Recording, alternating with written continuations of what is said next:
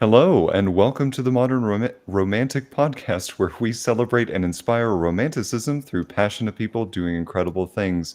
Hi, I bought a house, and that's my big news. That's no joke. I bought a house, and I'm really excited.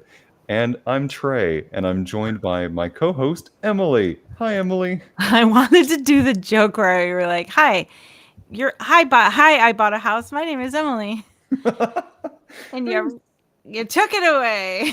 I'm sorry. I'm That's always the okay. buzzkill. No, we're fine. We're fine. It's all good. How are you doing? I'm doing great. How are you? I think you're doing like fabulous. Uh, I am doing fabulous. Special day for you, man. I am very excited today because today's guest, I'm excited to. I've never talked to anyone who's been in the same field as our guest, and I've also never been able to talk to an Olympic gold medalist. So, would you do the honor of introducing our fantastic guest today? yeah, well, I don't want to I don't want to waste any time, is what I was thinking. So, the top three things that I know Ben does very well and are out there is ice sculpting. He's a musician and a chef. So anyway, welcome to the podcast, Ben Rand. Wow. Yeah, Thank you guys for having me. Appreciate it. absolutely. Thanks Trey, for. this is a special day for you, man. You got a house. That Yeah, is it cool. came through about an hour ago, and my Wow. realtor sent me this nice little email, and it was like, "Congratulations! I know you're doing stuff, Yeah. but congratulations!" Wow. Yes, That's congratulations. very exciting. That's Thank awesome. you. But yeah, thank you. I am extremely fascinated by the guitarist sitting behind you. Hmm. I'm just going to go out on a big limb here and ask, are you a guitarist? Yeah. Sometimes I've been known to play the six string guitar. Yeah. Oh, nice. Nylon or steel strings? Steel, I would say. Oh, Yeah. It sounds like you're a little bit of a guitar player. I've literally just started, and that's the Yeah. one piece of information I picked up. I feel bad for you, man, because it's hard. it's it sucks starting out. It's like very hard. It takes a Really? while. Yeah. I didn't know this about you, Trey. I've started looking at it. Seth has been putting together his own nickel harpa, and so he was encouraging me Okay. to start looking at another musical instrument to kind of pick up and play, maybe something to take to a Ren fair. And what got suggested was the guitar. So I started exploring like the mandolin, the guitar, maybe a lyre of some sort, just something very bardy. Barty. Bardy. Party. That's the Do you word. Sorry. Go No, ahead. go ahead. I'm sorry. I Nope, was that's going the to word. ask if you're familiar with a nickel harpa because I was not. If Is you're that asking me, I am definitely not familiar with it, whatever a nickel harpa is. What is it? What is it, Trey? so? It is think of it like a cross between a violin, but you hold it like a guitar. So you have keys that are pressing down on what I would call the fretboard for this analogy, and Okay. then you are bowing the strings as you go along. Oh, okay. So yeah, all right. Yeah. So, really interesting looking instrument. It's actually got a really nice sound to it, but it is out of. Oh, and Seth is going to kill me because I can't uh, remember the country of origin. I think it's Sweden. Oh, is Uh, it? Okay. so it's a Swedish folk instrument. Seth, if you're listening to this, please comment with the country of origin, and we will make sure to get that information correct. I was going to say something like Germany or something, but I mean, maybe you're probably more right. You've been more privy to this than I have, so. Yeah, but just I'm excited for the opportunity for looking into guitars and kind of researching what kind of sound I want. Yeah. How we'll get to, I think, like ice sculptures, but from the music front, um, did the music come first or did ice sculpting come first? The chicken Uh, or the egg? yeah. I think the music. It was. that came close. Yeah, the first time I picked up a guitar was ice.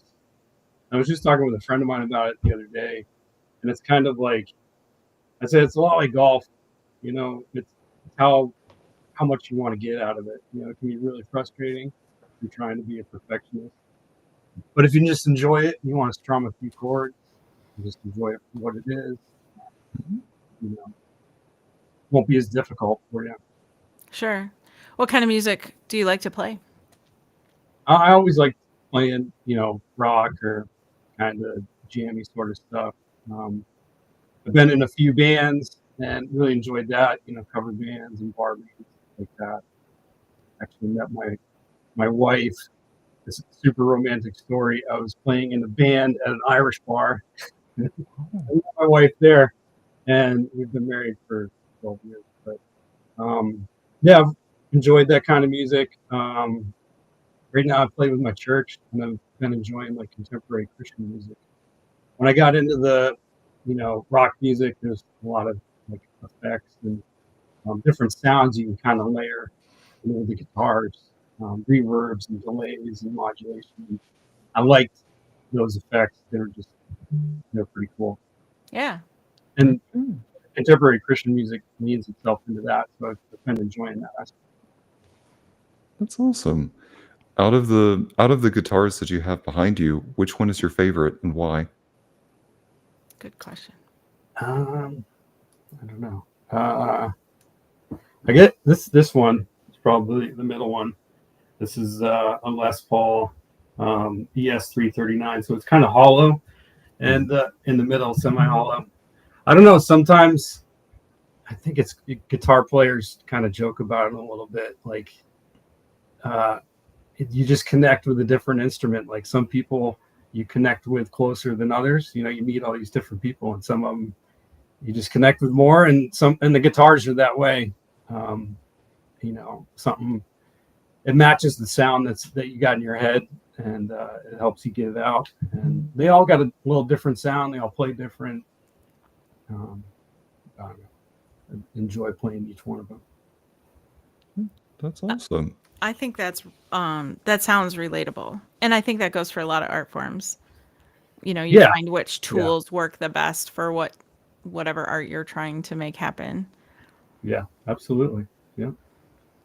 There's a million different.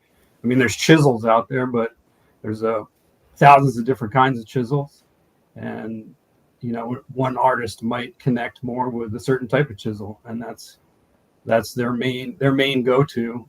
And for whatever reason, the way it feels, the way it carves, how it fits what's in their head, everybody has, their little binky, whatever you want to call it, Yeah. of creative. So. I am kind of curious. What kind of sound do you look for from a guitar? As you mentioned that they all have their different shape, they have Yeah. different strings which produce different sound. What kind of sound are you looking for specifically? I guess it would depend on the song. With church each week, we got to learn. Pretty much each week we're learning 3 new songs or so, and depending on how the original artist wrote the song, I listen to that. You pick up the different tonality of the guitars and try to match it that way. Some are a brighter sort of sound, and some are a richer sort of sound. And how you layer the sounds, really, essentially, with the effects and the guitars, depending on where it is in the song. If it's a chorus or if it's a down part of the song, you build it up. Sometimes the guitar is just sort of an ambient noise in the background, and sometimes it's way in the front and sort of driving a particular lick or lead line in the song. So I try and match up, the guitar with the song sometimes. Sounds That like makes sense. it sounds like you've also got to have an incredible ear for knowing when to be background and when to be kind of driving. Yeah, it's I think as a creative person, you can kind of get cursed a little bit because you look at, or at least I do, you look at everything like, okay, how is that made? And instead of like taking it in for what it is. Like I go back and forth between that, and I look at, okay, wait a minute, this sound is coming from this, or this artist put these things on top of each other this way, and that's how it was made. So it's just me. I'm always looking at stuff like listening for that specific guitar and those specific parts. How are they getting that sound? I look at the different artists and it's like, okay, how are they getting that texture on the surface of whatever they're doing? How do they get the color? How do they get the shaping? How do they make it that big? So I'm sort of analyzing everything instead of just sitting back and taking it for what it is. Awesome. I love that approach. I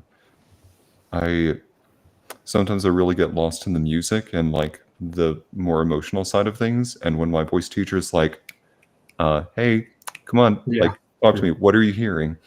Yeah. I don't always internalize that. So I like when people start from the analysis portion and then work their way back into the expression. Yeah. I think fundamentally you're drawn to something, whether you really enjoy this type of music or you enjoy, a certain type of art. So like first impression, you're drawn to it. And then at least me and my personality, I end up going deeper into it after that. How was it put together? Do you sing too? No, I'm doing everybody a favor and not singing. I'm definitely afraid of it. I don't know. It's terrible. I don't know why I can't get over that fear. It's just I don't sing. I get it. I do. You're not a singer either. Good. That's cool. Yeah. I mean, well, I would say that. I look at Trey's face. He's disagreeing with me internally. Oh, Yeah. vehemently. It's yeah. I don't want to call attention to the one episode that I did sing on, but Oh. there is one out there, Mhm. and no, I think if you are afraid of singing, listening to the episode where we had Jen Beaupre on is a good one because she talks about like why and what that how to try and put me right on the spot, right on the live show. Oh, wow. And I was like, but I think I lived through it. Yeah. Anyway, yeah. Sure. But I, as put on the spot like that in public, and maybe like in front of people, I might not have done so well. Yeah. At least I'm like in my house. Yeah. And the And I could privacy. only Yeah. see a couple of people on the screen and not like a room full. So I don't know, but I'm with you on the singing. Maybe one day. Yeah. Never take me to a karaoke bar. It's too dangerous. I don't want to go. I let me pump you up a little bit. Everybody can sing. Everybody can sing. It is the range of notes that you are able to sing that differs between people. Yes, I So- understand that. Yeah. Yeah. So I get the hesitancy, but I promise you, you can probably carry a tune better than you think you can. Yeah. I It's- might be able to pull off like a Tom Waits song or something like that. Like, Ooh, I don't know if you know, Yeah. he's just this growly voice or something. Like, that's not that hard to sing to. See, like that's difficult for someone else though. yeah. I'm not So- singing if you guys are trying No, to- we absolutely will No, not no, pressure this. no. No, I will. I'm the last person that will Yeah. do that to you. Definitely. I didn't know think what that that's was gonna go. No, I was just thinking about. There's an app I tried. I can tell you the name of it. Give me a second. It is called Simply Sing. And I tried this app, and it takes songs and changes them to fit your voice. So it takes you through this whole Oh, intro yeah. where it has you go sing as low as you can. Okay, sing any note, just go as high as you can. Even if your voice cracks, just do it. Mhm. And then it analyzes your voice and then will take songs and change the key to fit you so you feel Yeah. more confident singing. And then you Right. can practice with those songs and get better.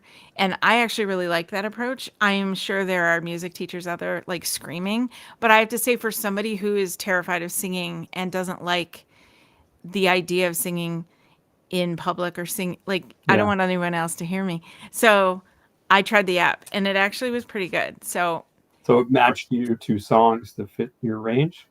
it matches you to songs that fit your range, but it also takes songs that don't fit your range and changes them to fit your range. Oh yeah, yeah, So yeah. that's yeah. It's true. I mean, we all our songs every week in church get changed.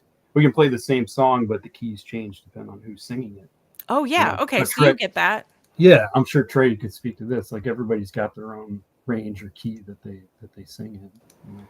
Yeah, we are running into that in the show that I'm currently in, because if we Yeah, start too high, and we're all singing melody on something, I am squeaking out some of those high notes. So I'm like, yeah, "Can we bring it down just a little bit, please?" right. As a guitar player, I get frustrated when that happens. I'm like, I practiced the song in this key, and then you go there and they're like, I'm not feeling it, and they change it on the fly, and I'm like, this is tough. Yeah. But But I mean, it still speaks to your musicality that you're still able to do that, as frustrating as it can be. I don't know. That's definitely something that summarizes a lot of what I do. It is a struggle a lot of the time, but it comes together. You know, you just keep trudging through it, and most of the time it comes together. So It's awesome. Um, in terms of, so you've got into music, you've become an accomplished guitarist, um, working from that front. The thing that we've talked about consistently on the show is that people are not just one thing, they are many things. How mm. did you make the leap from music into sculpting? they, I don't know. I guess the only way they were directly related is just it's in me to be creative. You know, it took me a while to sort of refine that, whatever avenue it is. It just I just like making stuff. You know, whatever it was. You know, it just keeps me trying to do something. I don't know. Um, yeah, I started playing when I was 16 guitar, and then the ice sculpting started when I went and worked in the kitchen. Um, it was a little bit. I was like 17. My mom was telling me I had to get a job, and I grew up in this small town in Maine, in rural Maine, and there was one resort, really beautiful place called Migas Lodge, and there was a big resort. Guests would come and stay, you know, throughout the summer. And so working there, washing dishes, that was my first job. Mom's like, you got to start making some money. So I started washing dishes, and that was my first time being in the kitchen. I really enjoyed it and started getting involved with some of the buffets with the chefs. And one of the chefs told me about, I was making lemon baskets, which is just like a very simple, you're cutting a lemon in half with these diagonal cuts, and it's just a little decoration. And I was doing that. It was pretty cool. And the chef was like, hey, do you know people do ice carving? I'd never heard of that before. And I was like, oh, that's pretty neat. And I had no information about it. And so I froze a 5-gallon bucket full of water and then tried to hack at it with like a chef's knife and a flathead screwdriver and tried to make a fish like this. It was so terrible. And I brought it to the chef, and he was kind of a hard out chef. And I was like, hey, you want to put this on the buffet? He shot me down real quick. No, we're not putting that out. and, and then years later, I went into culinary school. I got accepted into this apprenticeship at a resort called the Balsams in northern New Hampshire, and they had actual blocks of ice there, actual ice carving blocks and tools, and they said this is available for you guys if you want to try it out. We got buffets every week, and I was like, oh, this is awesome. So Yeah. that was my first time using the chainsaw carving, and I started working with the garde manger chef in big kitchens. The garde manger department was sort of food art and cold food and buffet decorations, appetizers, stuff like that. So I had a garde manger chef that was kind of helping me along, and they were showing me some books, and I was just eating it up. I was like, wow, this is awesome, and just kept carving. You know, we had buffets every week, and I could carve as much as I wanted.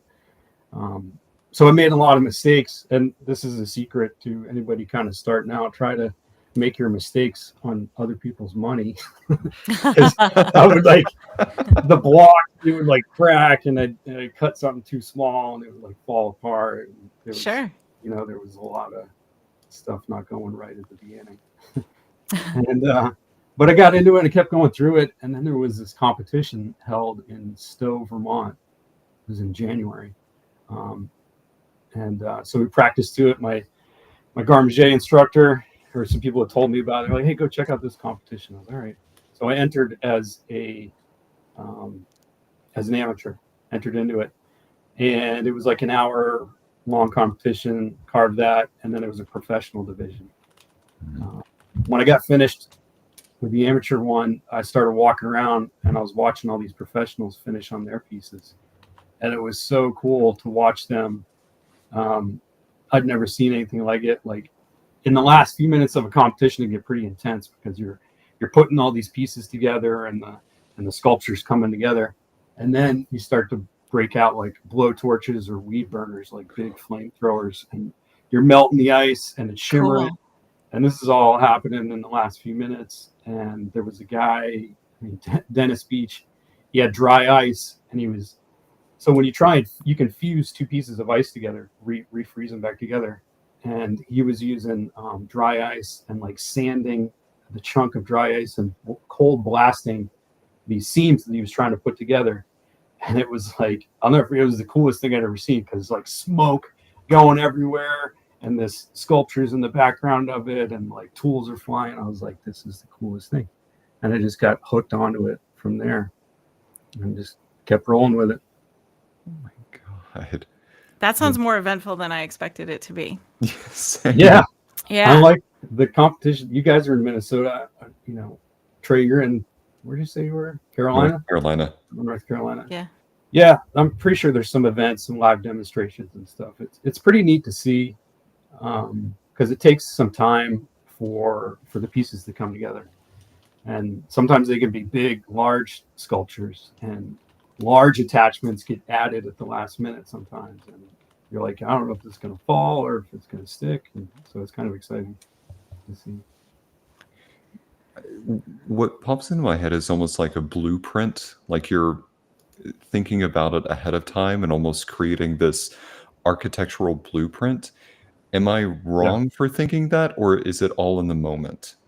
No, that's an excellent question. No, there's a ton of design put into it, especially at the higher levels of competition, national, world championships, stuff like that. Like a lot of the pieces that I've done, I'll spend like seriously 20, 40 hours just on the design, drawing it and redrawing it. I'm not a great drawer, so I have to just like burn through erasers and draw.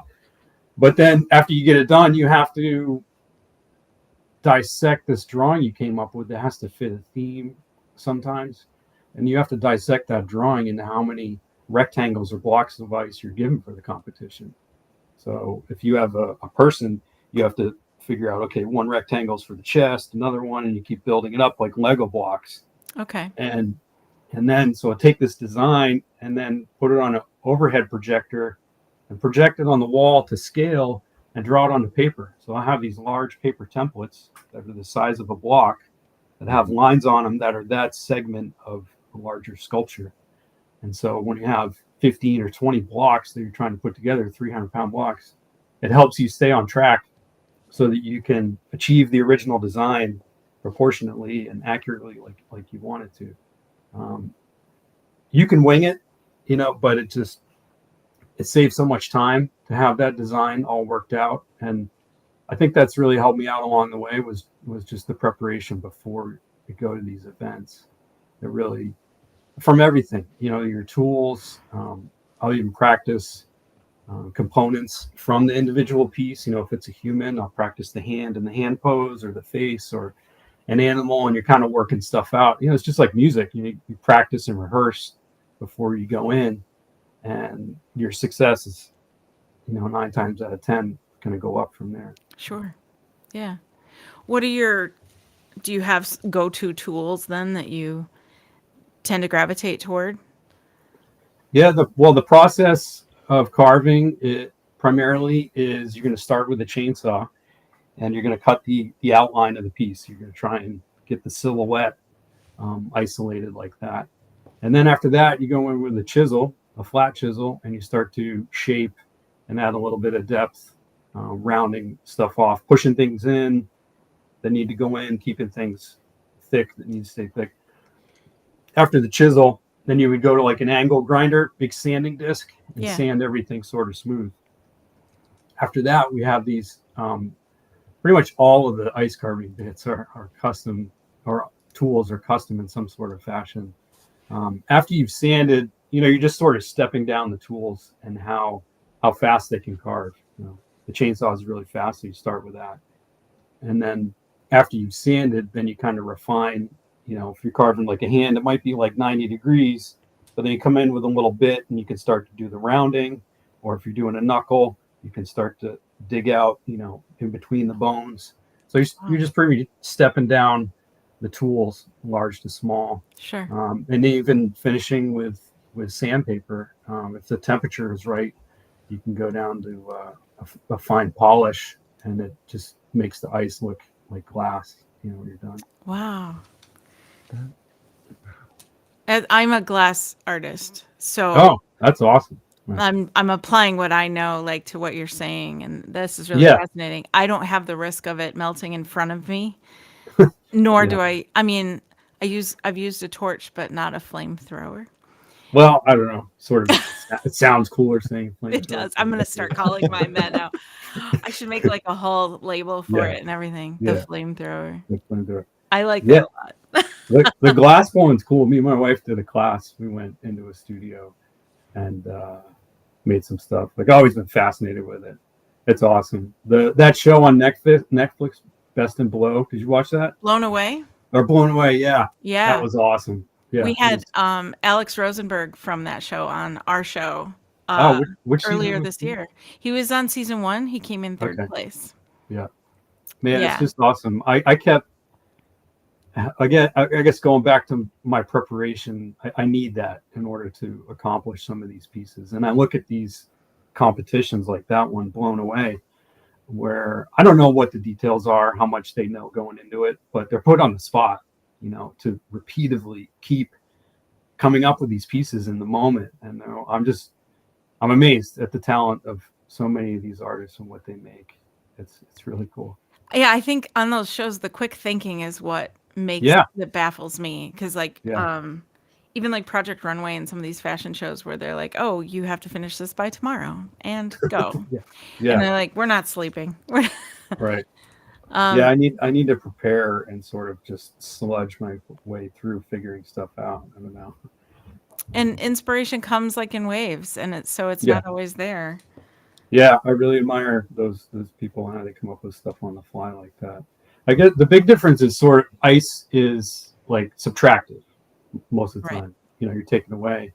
Or you could correct me if I'm wrong. I think glass you're adding, right?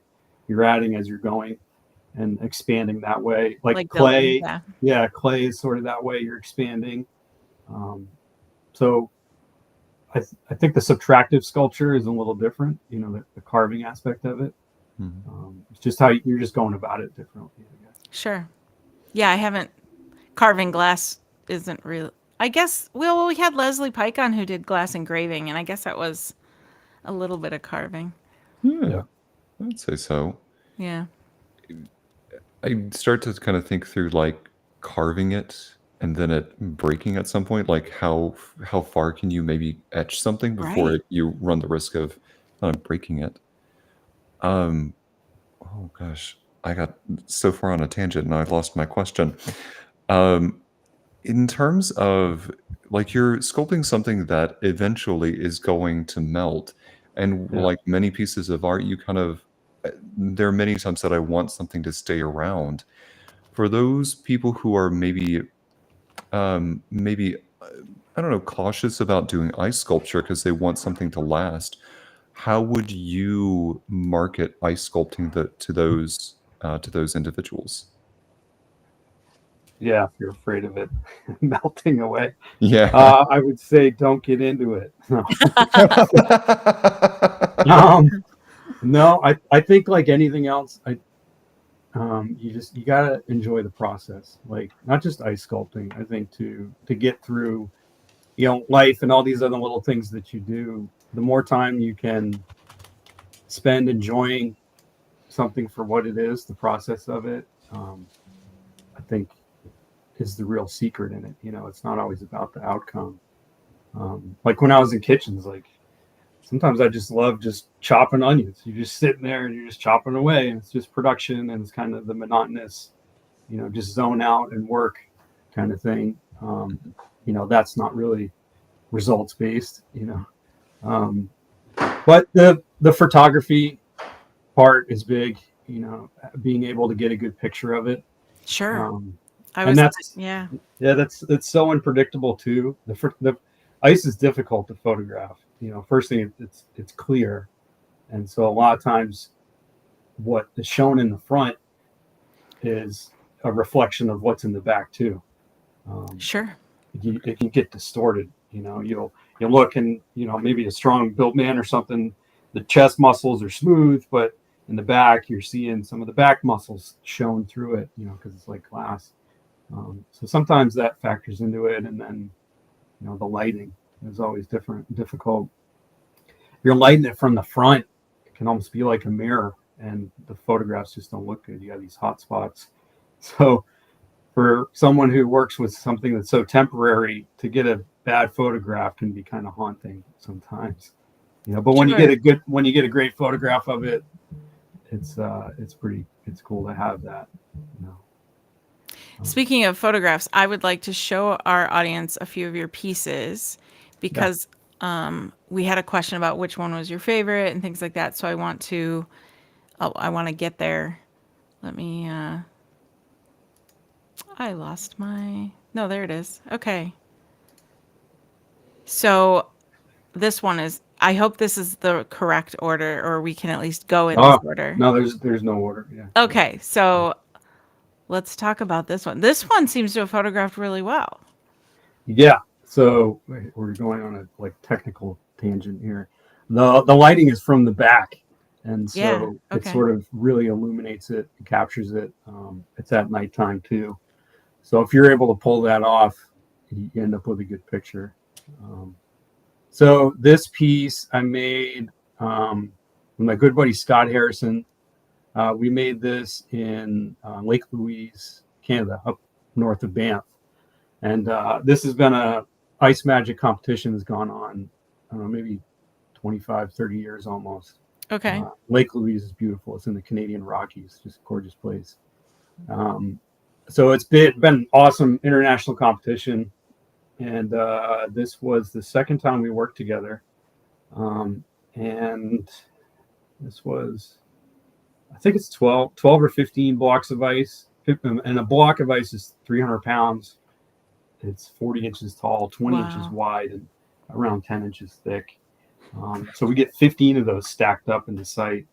And you got to take them all apart. You cut up the ice into a bunch of pieces, and then you reassemble it and try to have it look like something. So if you can see in the picture, you can see there's a lot of horizontal lines. And that's where the blocks are sort of stacked up on top of each other like Legos. And now temperature is super. This is going to be sounds so obvious, but temperature is like really important when you're carving ice. This is around, if it's around 20 degrees, it's like a great temperature.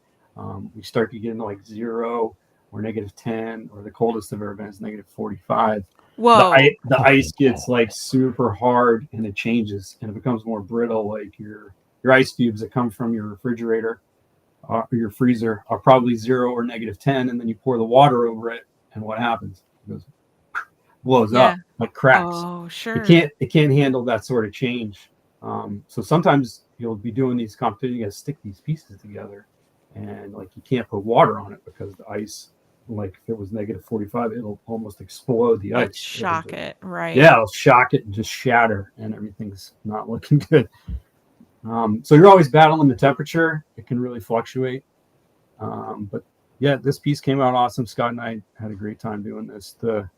Each of the wings, like the upper wings, started from like a 300-pound block and got Wow. carved down, and they were just stuck on her, like a 2 by 6 inch kind of space, just stuck on. And we had these supports. You put in these supports in it while you're working on. Like you'll stick the wing on, and then put a little piece of ice in there to sort of help support it and absorb some of the vibration while you're working on it. Oh, And yeah. because you're still like, this was a 3-day project. We spent 3 days on this one. And then at the end, the last few minutes of the competition, you start to cut out these supports. And then it gets really hairy because you don't know if it's going to stand or if it's going to crash.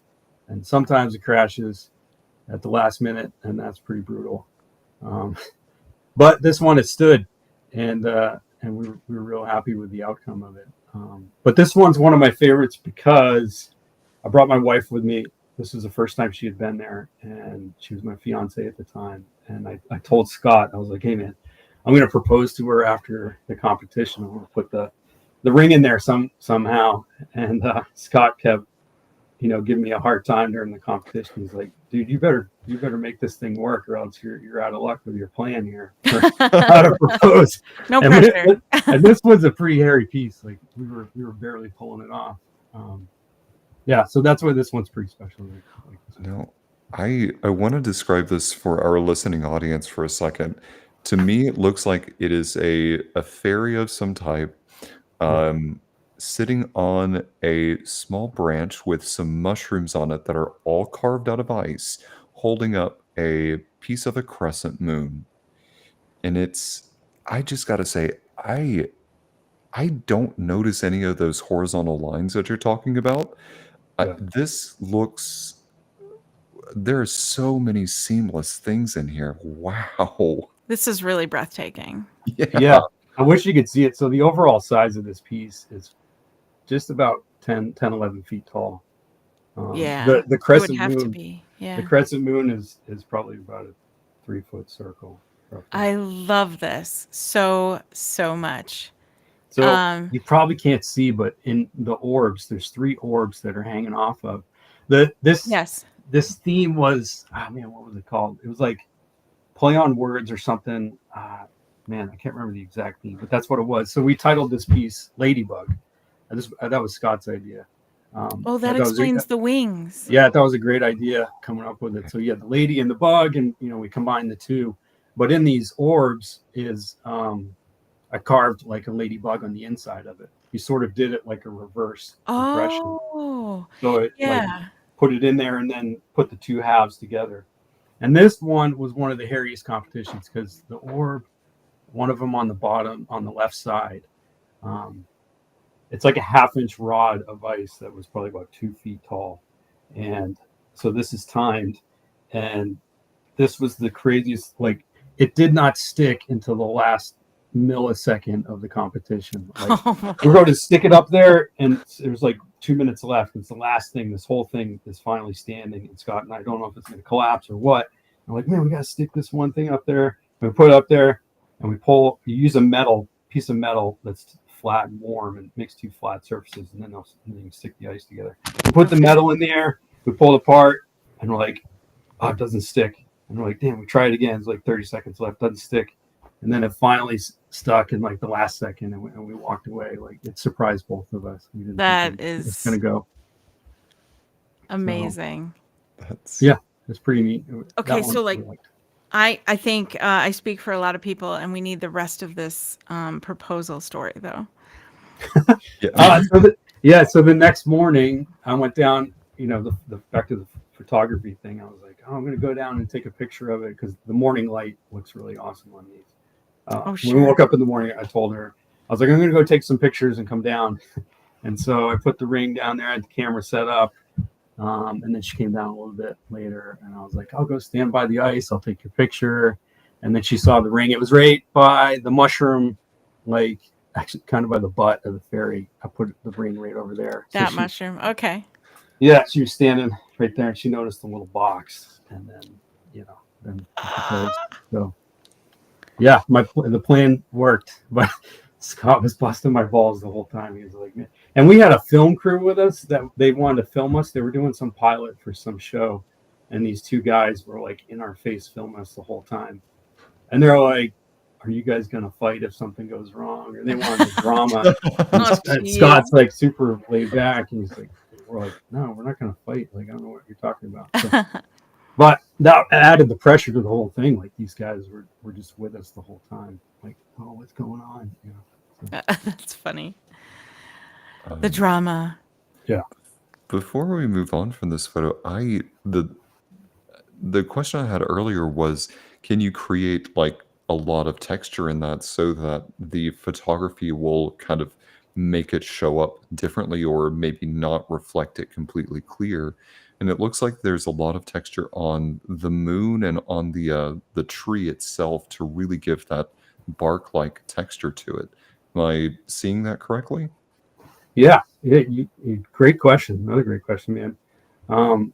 That's part of the strategy in a way. You know, you're trying to think of how the ice is going to refract the light. And from a technical side, the competitions are judged, and so there's categories, and some of the categories can be like surface textures. You know, if you just have the whole thing just flat and glassy, that's just one type. But if you show different textures, so one part that I was trying to kind of add visually and to the score sheet as well, I guess you could say, was the moon. And I talked to Scott and I was like, hey, can you get some dry ice? And this is in the middle of winter. And we're probably the only carving team that ever brought dry ice up there in the middle of winter. And what I wanted to do with the dry ice was if you put it on top of regular ice, it gives these really cool, naturally sporadic fractures all on the surface. So every 30 seconds or something, we would move a piece of the dry ice another inch, and it would just naturally fracture and crack the ice, and we would move it. And so we gave another sort of internal texture to the moon. I see that. Well, different. Yeah. It'd be cool if you could see it up close. It's just like uniformly inconsistent. It looked cool. I like that. That's really, and it's kind of organic too, which I like. Yeah. It's kind of neat, like the way that ice fractures. It can kind of be a nightmare sometimes because it's unpredictable, but it does look pretty neat. Sure. And then just, this may be an odd question, but I assume that when you start, all of this ice is very clear ice. Yep. That they get rid of a lot of the minerals and things that would cause like cloudiness or air bubbles. That's exactly what it is, the air bubbles. Yep. The cubes that are in your freezer sit in that ice cube tray. You pour water in there, it just sits and it freezes from like all directions. Yeah. So a lot of times the outside of that cube will be clear and the inside will be white. And most of the time that's the air bubbles get pushed in because it's in the ambient temperature of the freezer. It all gets pushed from the outside in. These blocks of ice are made by a special machine where the refrigeration is on the bottom. It's freezing from one direction going up, and the water is circulated. So the ice is growing from the bottom, and the water is all circulated. So there's no air bubbles, and impurities get pushed up, and so you end up with a perfectly clear block over time. Okay. This summer we got into making some super clear ice. Yeah. How'd it come out? Like the Brita pitcher was my first attempt, which it doesn't filter out air, but it does filter out a lot of the. But then Josh got this system where it like sits in a tray where the water, like there's a whole bottom section where the water, like when it settles, it goes through holes to the bottom. So when you lift the frozen ice out, you've lifted only the top layer that's super clear. So your ice is super clear, and all of the bottom is the minerals and cloudiness. Yep. Yeah. What'd you do with the clear ice? It would just used it for drinks and for. I probably boiled some hard boiled eggs and used it when I. Used it to just chill the eggs quick. All right. Well, here's a cool party trick you can do. Okay. Oh yeah, tell me. Okay. All right. So you just take 2 pieces of ice from your freezer, or if you want to freeze bigger chunks or whatever. A cool experiment with your kids. You put it in a Tupperware. And then you want to go, if you have like a marble countertop, this would probably be best, just because it's flat. Yeah. And stick those two pieces and melt and watch the surface where the ice is touching the countertop, and you'll see it kind of change color. It means it's going flat. Uh-huh. As soon as they've melt, this might only take like 10 seconds, 20 seconds. Sure. 20 seconds. Melt them flat and then take them and push them together, and they'll refreeze back together. Oh yeah. And you can build it. You can build it that way, and that's Oh, how you we could build sort of that way. that's how we build these pieces like that. We fuse the ice back together. Oh yeah, because the ice cube tray we got makes like perfect squares. Oh, there you go. Perfect. So that would be cool. It's like you said, ice Lego. Yeah, you can melt it on the bottom of like a cooking pan, or I don't know, anything that's a flat, smooth. Right. Yeah. Oh, cool. Yeah. So I'm gonna go to the next picture. Cool. Ooh. Ooh. Yeah. Okay. This is another one that Scott and I did. It's same thing in Lake Louise, and this one we called Moonlight Meeting, and it's two abstract wolves, or stylized sort of wolves. I see. That the female sort of turned back, looking back towards the male wolf that's coming, towards her. This is cool. These are the type of pieces that I like to do. It's sort of a stylized realistic, or abstract realist. I don't know, but I don't know. It's just what lends itself to what's in my head a little better.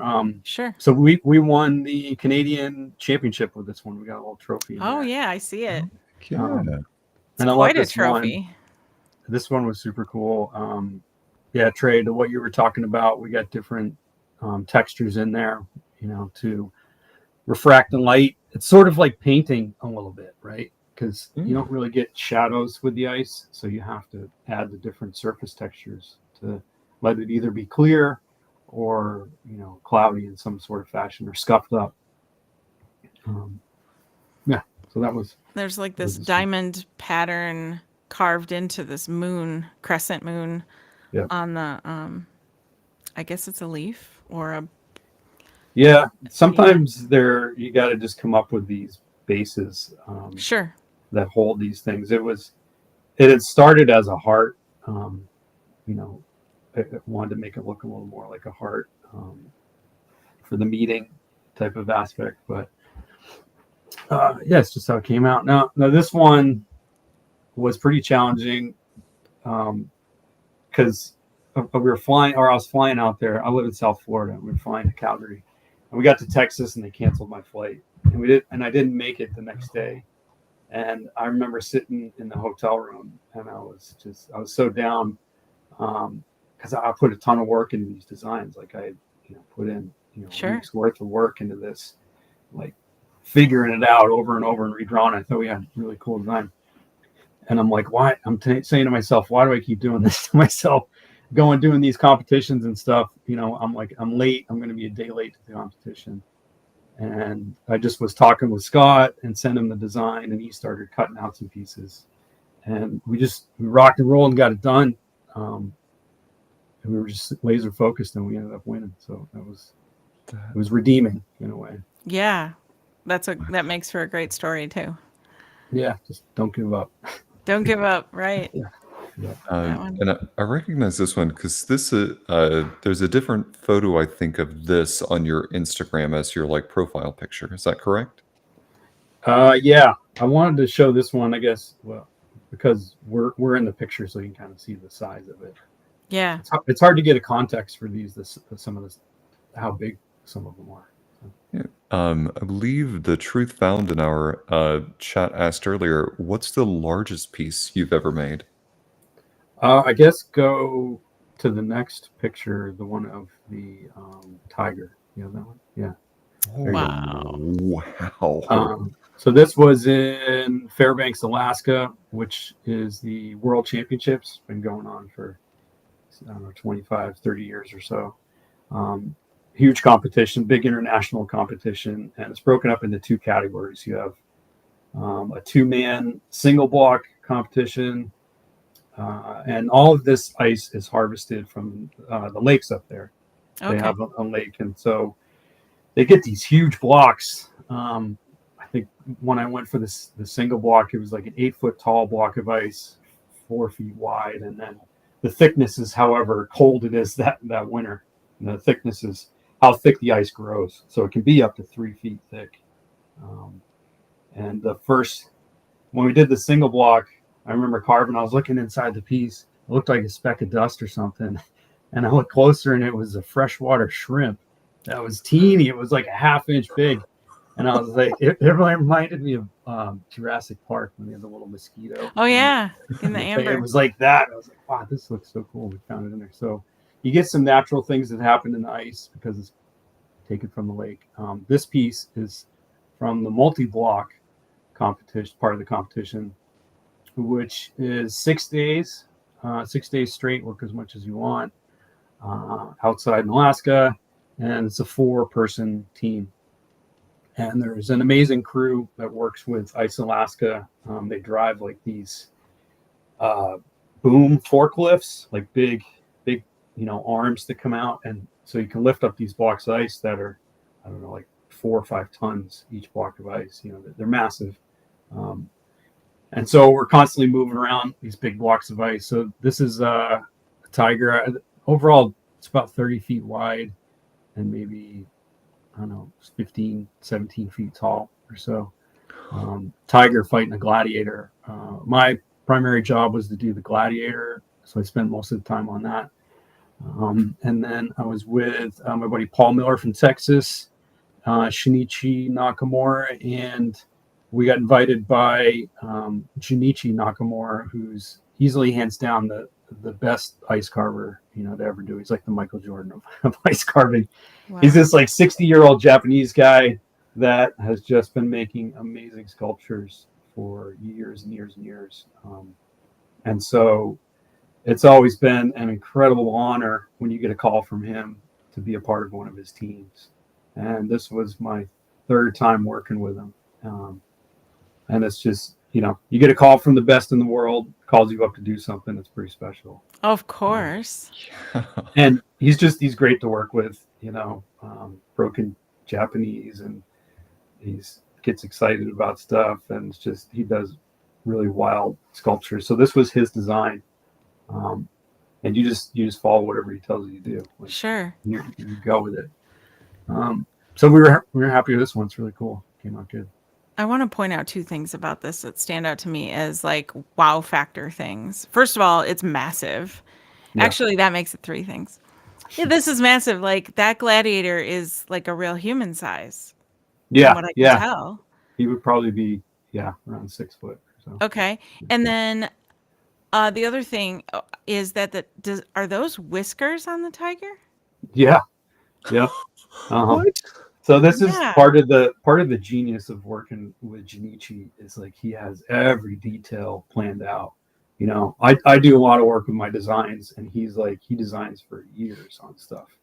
And it's just amazing the architect side of it and the thought process of composing a piece like this, like assembling it, how you're going to lift up these different pieces and put them 10, 12, 20 feet in the air, whatever, 1,000-pound pieces.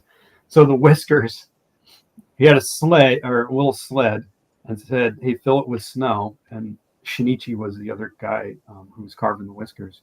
Each one was probably 12 to 15 inches and about maybe a half-inch thick, maybe. Wow. And they were curved. So we had to make a bunch extra because you're going to break them. It's just how it goes when you go to assemble it. So he said, make them.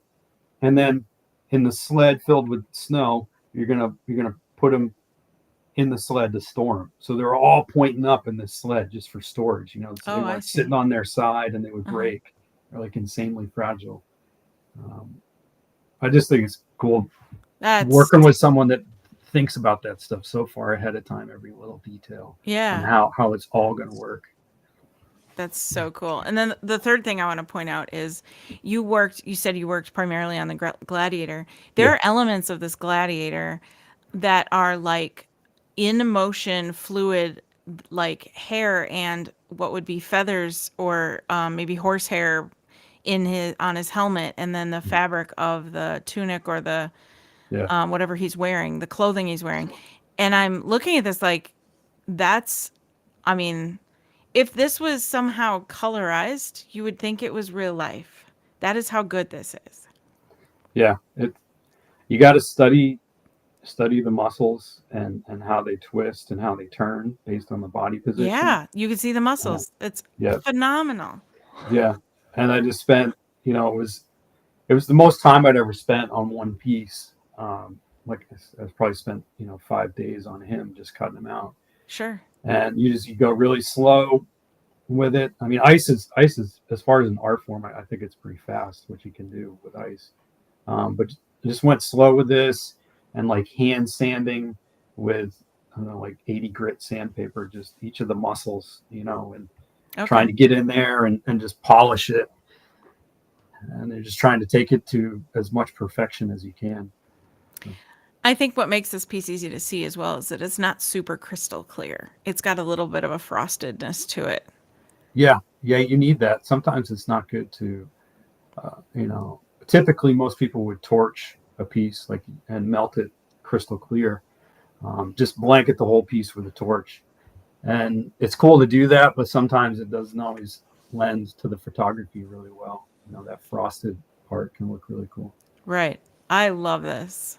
This is stunning. Yeah, it was really amazing just lifting these pieces. So the tail was added on, and I'm gonna say it probably started off, or the tail itself probably weighs easily 300 pounds, and so we had it strapped and then lifted up by this crane, like big forklift comes in, and the thing's like swinging. We're trying to fit it in to the little wedge we cut kind of in the butt of the tiger, and we spent a while on this trying to get it in there, and it wasn't sticking.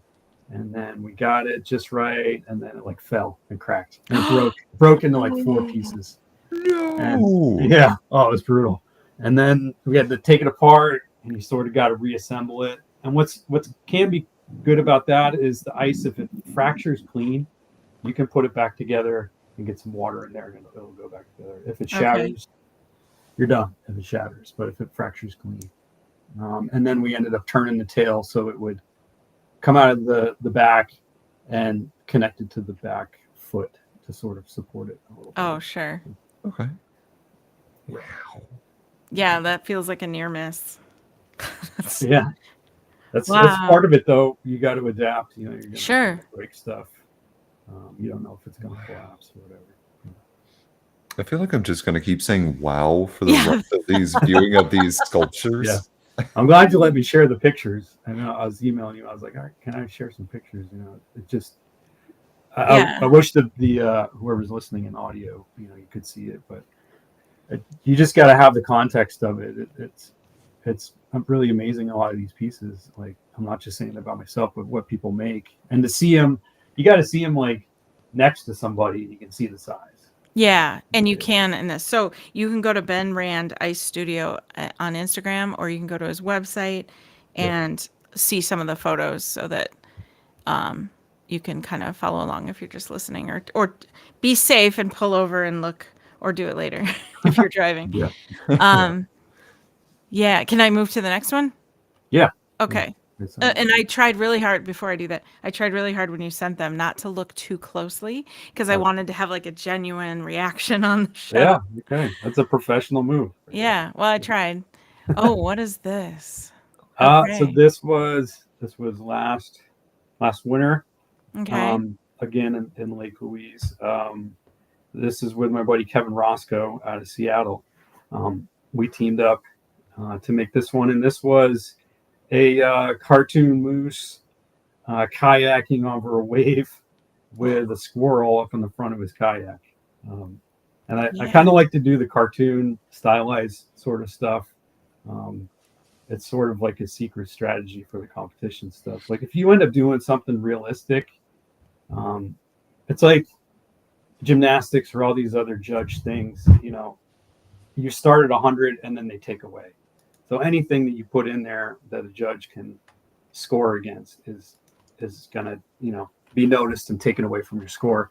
So doing things realistic, you look and like proportions kind of matter a lot more. Somebody's nose is much bigger than it's supposed to be on their face. People notice. So that's points off. But if you do cartoons and you do abstract sort of stuff, it's not really judged in the same way. So I like doing the cartoon stuff, and it's kind of fun. So this was 3 days on this piece, and it was the warmest it had ever been, I think, for Lake Louise in this competition.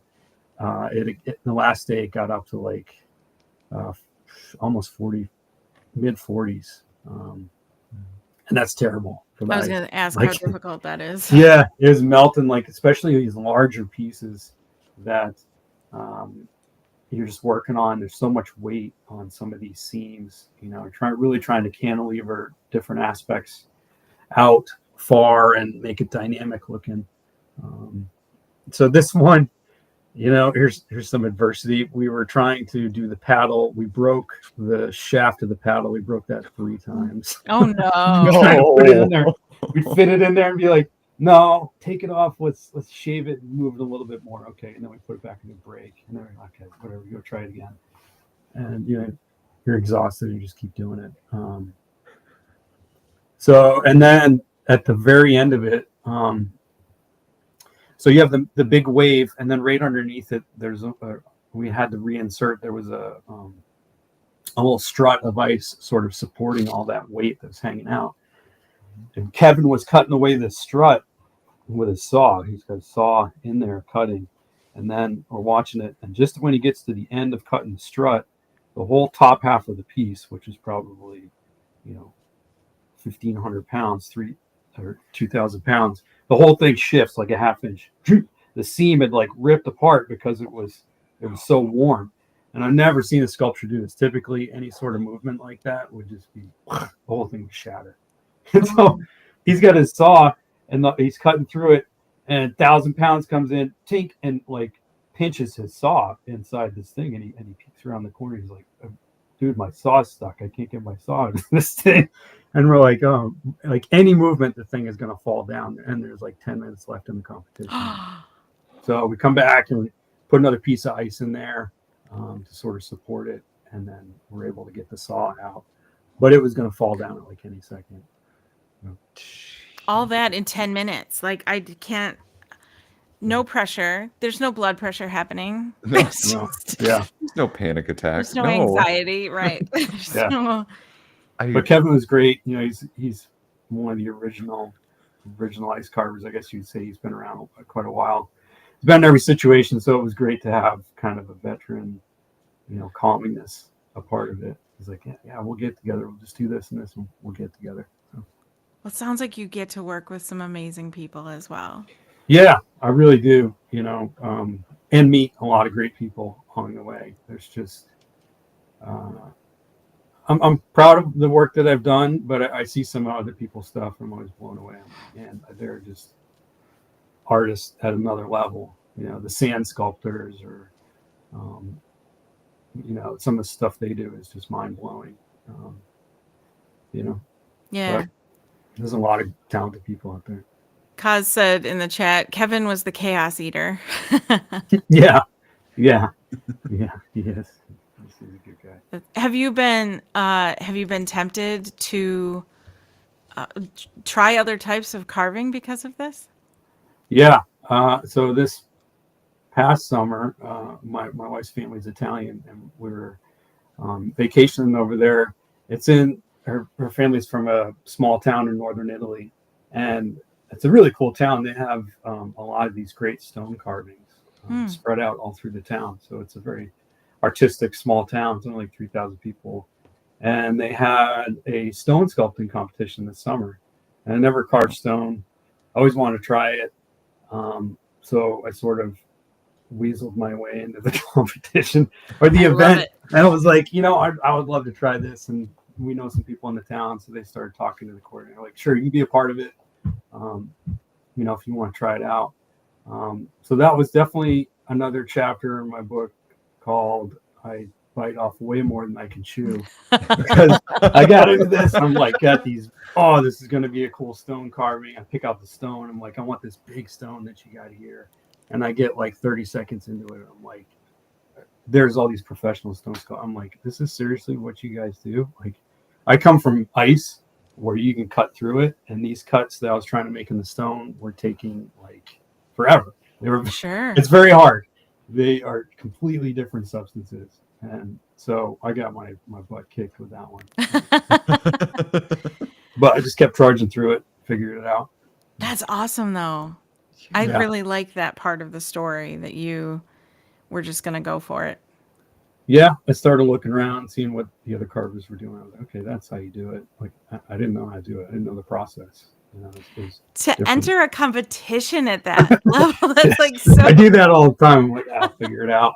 Yeah, like some of the jobs that I've taken, I really had no business doing the jobs. Like, but I figured it out. You know? Yeah. But that's just the way it is. You know? We were talking about that the last podcast, that success is made up of having a set of skills that you know, not knowing what you are doing next, and having to improvise, and combining all of that to find some level of success when you're faced with challenges that you may not have encountered before. And it sounds like you found success. Yeah, it's hard work and perseverance. You know, Sure. you keep going through it. That one, I definitely wanted to give up on. I was like, my wife was telling me, she was like, "Why are you doing this?" I'm like 6 or 7 days into it, like carving this thing, and it is, I don't know, 500 times slower than ice or whatever. Like, it's Wow. just ridiculously different, you know. But it's forever, lasts forever. True. Yeah. I did a wood carving. I got hired from a friend of mine. This buddy told another friend, and he's like, "Oh, you got to meet this guy. He does cool carvings or whatever." And this guy's like, "Oh, I live in Washington State. I want you to make a wood carving for me. Like, I love Sasquatch. I want you to make a Sasquatch." I was like, "Okay, cool." And I've only done a couple of small wood carvings. And he's like, "What do we need?" And I was like, you know, Western red cedar or whatever. My buddy Chris Foltz told me about it, the trees to get, because he's out in Oregon in that area. Okay. And so this guy gets like a 10-foot tall Western red cedar that's like 4 feet thick. And I've only Whoa. done, you know, small wood carvings like this. And I was like, yeah, I'll figure it out. You know, that one kicked my ass too. You know, like, my buddy Chris Foltz, he came down from Oregon with a bunch of tools, big saws, and we were able to make it happen. That one came out really neat. I was gonna say, if we knew you before, we would point you in the direction of Griffin Ramsey or something. Oh yes, I met her before. Yeah. Have you? Yeah, Yeah. we had her on Yeah. the show. Yeah, she was in it when we were doing that tiger. She was up in Alaska at that competition. Sweet. Yes. Yeah, Yeah. she's pretty great too. Yeah. Yeah, very cool. It's a small world. Mm-hmm. Yeah. Yeah, it's been. I enjoy what I do. You know, thank you for giving an obscure artist like myself a place to chat about stuff. So, yeah, it's been a great career for me. I like it. You know, I hope people, you know, are able to pursue their passion, whatever it is. You know, through hard work. You just, a failure is important. I think it's the biggest point where you'll grow is from failure. You know, you're gonna be like, this is not the way to do it. I gotta go the other way. You know, this is it challenges you. competition. Yeah, it challenges you to grow. I mean, you know, any adversity, you're always going to grow from it. So don't be afraid of failing. You know. That's solid advice, and I think that goes for pretty much every art form. Yeah, I think if you're not crashing or you're not, you know, failing, you're not trying hard enough. You know, Then and not to be scared to fail. I think, like what you said, you can't let that stop you or slow you down or make you Yeah. not do it anyway. Like the competition. I'm Yeah. gonna keep bringing that up now. That's hilarious. I love that you did that anyway. I really do. Like I'm like, what an underdog story. Even if you didn't win, like the fact that you went and did it anyway is just.